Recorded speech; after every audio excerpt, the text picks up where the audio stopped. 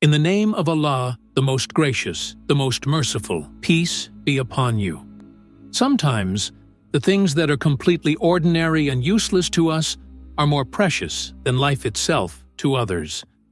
I realized this when I myself went to Saudi Arabia and saw Arab women doing this with my own eyes, and I was left astonished.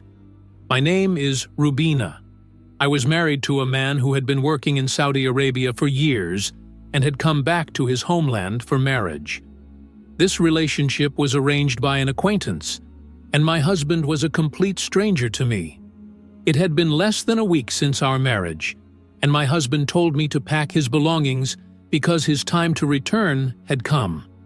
He had to go back to Saudi Arabia, and hearing this, I started crying because our marriage had only been a week, and Shafi was talking about leaving.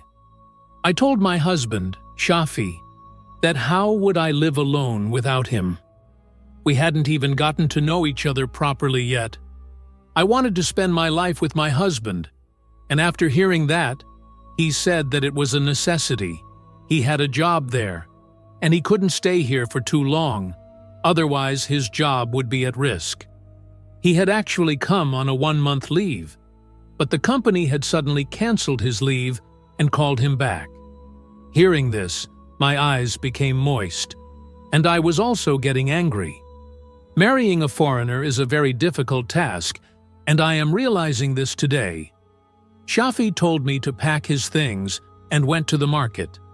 He came back with more than 10 kilograms of alum and said, "Put this in my luggage too." Seeing so much alum, I was surprised, and I asked, "What will you do with this when you get there? This is too much. It will also increase the weight of your luggage, and you'll have to pay extra charges. Does bad water come there too, like in our area?" I said this according to my understanding because my mother always used to dissolve alum in the water cooler, and the water would become completely clean. Hearing this, Shafi laughed and said, "This is used to purify water in our areas, but there, they have perfectly clear water available to drink. Saudi women use it for something else, which I am unaware of, but I know that it holds great importance there. Saudi women eagerly seek to buy this alum. It is a must-have in almost every Saudi woman's house. Whenever I go, I always bring back alum." I was astonished when I heard Shafi's words. Here, alum is available in almost every shop, but at that moment, my problem was not the alum. It was the separation from Shafi. I placed the alum in his belongings. I tearfully told Shafi to bring me to him as soon as possible. My tears wouldn't stop. We had just started our beautiful life, and yet the time for separation had come so soon. The thought of living in my in-laws' house without my husband was making me even more anxious. Seeing me cry like this, he said, "Don't worry too much. When I get there, I will make arrangements to call you." I knew these were all false excuses, but I had no choice but to cry. My mother-in-law even called my tears drama. She said that she had been bearing the separation from her son for years. Anyway, Shafi had left, but whenever he called, I would cry uncontrollably. His mother would criticize me endlessly on the phone. He got fed up with all this, and one day he told me that he was calling me to Saudi Arabia. He had already completed all the paperwork, and he had sent me the documents. Hearing this, while I was happy, my mother-in-law's face changed color, but I ignored her and quickly began preparing to leave. I asked Shafi if I should bring anything for him. Shafi told me to bring 15 kilograms of alum with me. Hearing this, I was surprised because, just a few days ago, he had taken 10 kilograms of alum. 15 kilograms of alum is a lot. I already had quite a bit of my own luggage, and with the additional 15 kilograms of alum, I had to pay extra for the weight. I began to wonder what these Saudi women do with so much alum. It was becoming difficult for me to handle such heavy luggage. After a few hours of travel, I reached Saudi Arabia to be with my husband. Seeing Shafi at the airport, I was beyond happy, but my husband's first question to me was, "Did you bring the alum?" Hearing this, my heart broke. He was more concerned about the alum than about me, while I was so eager to be reunited with him. I quietly took out the alum and gave it to him. After taking the alum from me, I don't know who he gave it to. On the return journey, he had quite a lot of money. After coming back, he treated me with a lot of love, and I didn't get the chance to ask him about the alum, nor did I remember who he had given it to and why. In Shafi's presence, I forgot everything. To be honest, I couldn't even believe that Shafi had called me to be with him. The coming month, I spent very happily with my husband. But after 1 month, my husband said that it was no longer possible for him to keep me here, and it would be better if I returned. Hearing this from Shafi, the sky seemed to fall on my head. I angrily said, "What are you saying? What kind of life will I have there without you? I've already told all my relatives that I will always stay with you." I also said, "Anyway, what will I do if I go back?" He replied, "The expenses here have become very high, and I have no money left to send home. I also have to support my mother and sisters. Your presence here is taking up all my money, and my mother is constantly demanding money."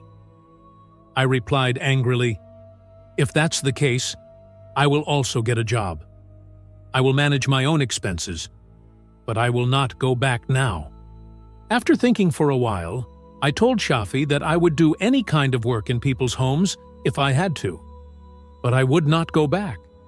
Shafi found my words amusing, but I asked the people in the nearby flats and managed to find work in the homes of some Arab women. In that 1 month, I had made quite a few acquaintances, as most of the families in the place where we lived were Pakistani, and this acquaintance helped me a lot. 2 Arab women hired me to cook food for them.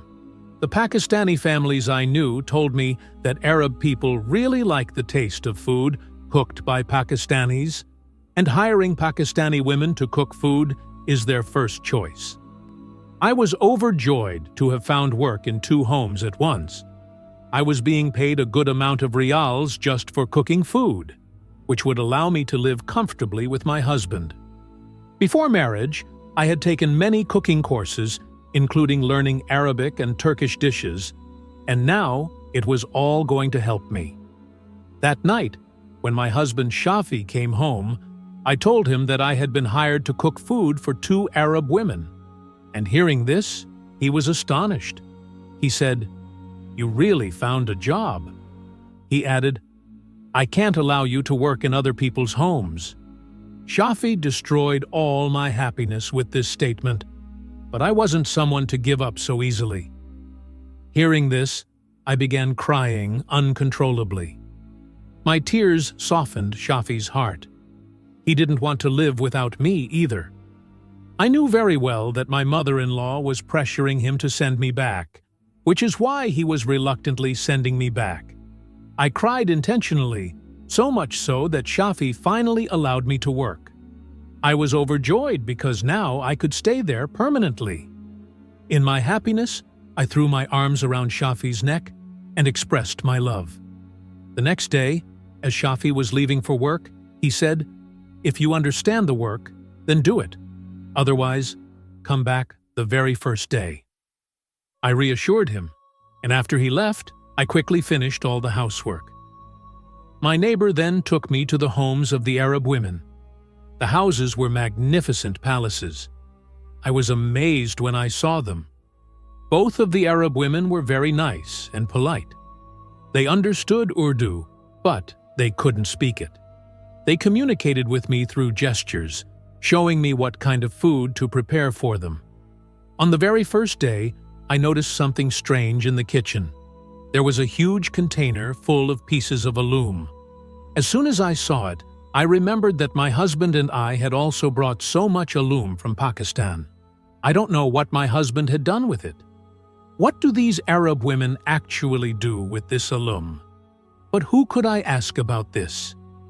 All the other servants in the house were Arab, and no one knew English.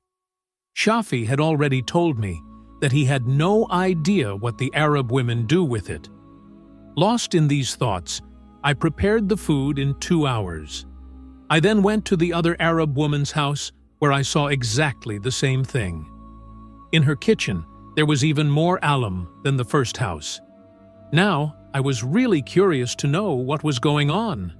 I had never seen anything like this in Pakistan. It wasn't long before I was cooking when my second Arab employer came into the kitchen, took a piece of alum, dipped it in oil, and placed it in a corner, covering it. I don't know what kind of oil she mixed, as I couldn't figure it out. Her manner was secretive, like she didn't want me to look in her direction. This made me even more surprised. Anyway, my first day went very well. I finished cooking for both houses in 5 hours and had returned home before Shafi did.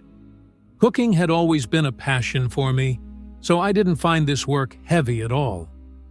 When Shafi came home in the evening, he began asking me a lot of questions. I reassured him that the work was very good, and I wasn't facing any difficulties. He could send my entire salary home if he wanted. Upon hearing this, Shafi smiled gently. He knew that I was doing all this to stay with him. After dinner, Shafi took me out to show me around. This was the first time I went out with him so peacefully. Until then, I had always been anxious, thinking that Shafi would send me back.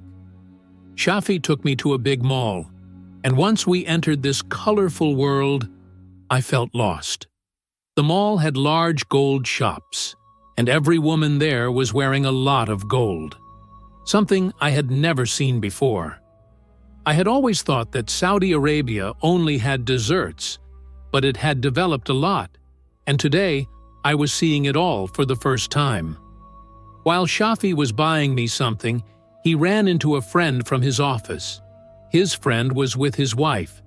They were very kind, and when they found out that I had come to Saudi Arabia after marriage from Pakistan, they invited both me and Shafi to their home for dinner the next evening. They were Arabs, but their Urdu was quite good, and due to their persistent request, Shafi had accepted the invitation. I was really excited for this invitation because it was the first time I was going to someone's house after coming here. The next day, I cooked food for both Arab women and then quickly started getting ready as soon as I returned. Shafi had said he would return from work soon, and then we would go for the dinner invitation. As soon as Shafi arrived, we both left for his friend's house. His friend and his wife gave us a very warm welcome. They also had a sweet little son, whom I instantly fell in love with. The wife of Shafi's friend was named Ayla. She was preparing food in the kitchen, and I went to stand beside her. Smiling, she said, "Sister-in-law, please sit down. I'll just finish preparing the food and be right there." I ignored Ayla's request and began helping her, but at that moment, my eyes fell on a bag of alum placed in a corner. Once again, the question arose in my mind, what do these Arab women do with this alum? I thought about asking Ayla about it, but I hesitated because my Arab employer had hidden the alum in oil in a very secretive manner. I didn't know what might be behind this. Ayla's attention was on preparing the food. I couldn't resist anymore, so I asked her, "Why is this alum kept here? And what will you do with all this alum?" Upon hearing this, Ayla's face turned pale, and she quickly picked up the bag of alum and placed it in the cabinet. Her reaction was very strange. Instead of answering my question, she started laying out the food. So, I became silent because asking again would be against good manners. Ayla had made a very delicious meal, and the invitation went very well. We took permission and returned home, but all the way I couldn't stop thinking about the alum. Seeing my distracted mood, Shafi asked what was wrong. I told him everything that I had seen large jars of alum in both the Arab women's homes, and today there was also a lot of alum in Ayla's kitchen. What were these Arab women doing with it? Upon hearing this, Shafi laughed and said, "You women get caught up in the smallest things. Fine, I'll find out and tell you what the secret is." The days passed quickly, and my work had settled in very well. I had gotten used to cooking food at the Arab women's houses. My parents often called me. Since I had come to stay with Shafiq, my mother had found peace. I had asked my mother many times about alum, but she didn't know much about what could be done with alum mixed with oil. This matter felt like a puzzle to me. After coming to Saudi Arabia, I had settled in completely. I no longer worried about returning to Pakistan. My work was going very well. Both Arab mistresses took good care of me, and I didn't have to cook too much food. 3 or 4 dishes were cooked in small quantities. A few days later, when Shafiq returned from the office, he grabbed my hand, sat me down and said, "Today, I will end your worry and tell you the secret of alum. But Arabic women don't want anyone to know this secret because it has been passed down through generations in their families, and they want to keep it to themselves. That's why Ayla didn't tell you about it either." Hearing Shafiq's words, I became even more curious. What could possibly be so secretive about alum that they wanted to hide it? Shafiq said, "Every region has its own customs and traditions, and similarly, every region has its own remedies and tips. Since you've come here, you've seen many things that are not done in Pakistan, and things that happen in Pakistan are not done here. Likewise, the way alum is used in Pakistan is completely different from the way Arabic women benefit from it, which is quite surprising. If Pakistani women found out about it, there would be piles of alum in every household." I looked at Shafiq and said, "Now, just tell me already, how many more riddles will you send my way?" Hearing this, Shafiq told me a secret that left me stunned. In my 22 years of life, I had never heard of alum being used in this way. I asked Shafiq in astonishment, "Are you telling the truth?" He replied, "Yes, absolutely. I found this out from one of my Arab friends, and he told me everything. My Arab friend is the one from whom I buy alum at high prices and sell it in Pakistan." Shafiq told me that Arabic women prepare a special kind of oil that they learned to make from their elders. They mix some ingredients with coconut oil to prepare this oil. This oil is kept for about 2 months to prepare, and alum is soaked in this oil for several days. After that, they crush the alum oil mixture and use it. Arabic women apply this mixture on their stomachs and navels every night, and they believe that this helps them have male children. I have heard that women who use the alum powder really do give birth to sons. This was something new for me, and Shafiq was right. If Pakistani women knew about it, they would start using this remedy as well. But I couldn't understand why the Arabic women were hiding this. When I mentioned this, Shafiq said, "Everyone has their own ways, and most women don't want to reveal that they are using any remedy to have male children, especially Arabic women."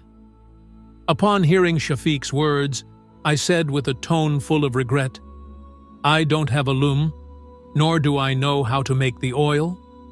Hearing this, Shafiq laughed and said, "I just want children.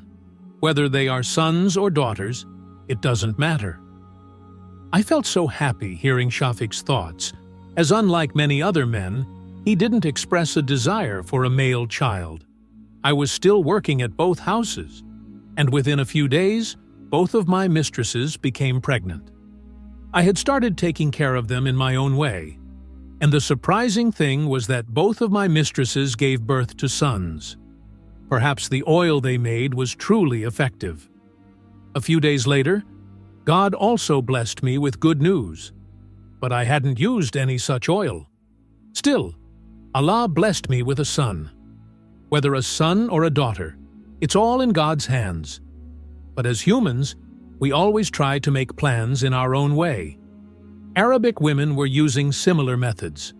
I don't know how many Arabic women are aware of the alum and oil remedy, but as far as I've seen, alum is present in most Arabic homes. Do you also use such remedies for having male children? Or have you heard of this remedy?